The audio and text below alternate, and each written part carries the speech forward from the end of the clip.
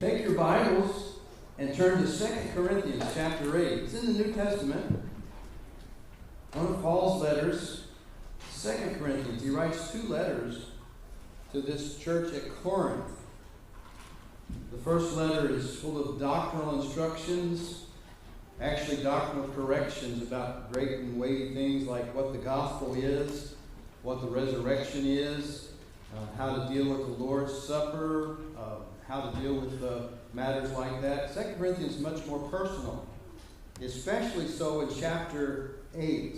Chapter 8, 2 Corinthians chapter 8. I want to read the entire chapter.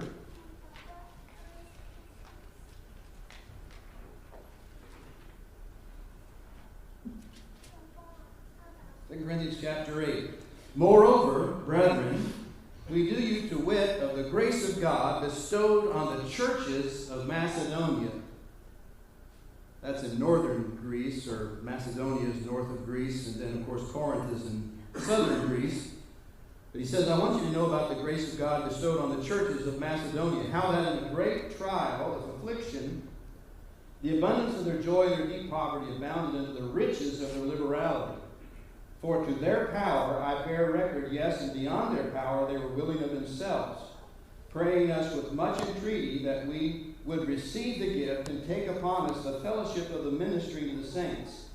And this they did not as we hoped, but first gave their own selves to the Lord and unto us by the will of God, insomuch that we desire Titus, that as he had begun, so he'd also finish in you also. Therefore, as ye abound in everything, in faith, verse 7, and others.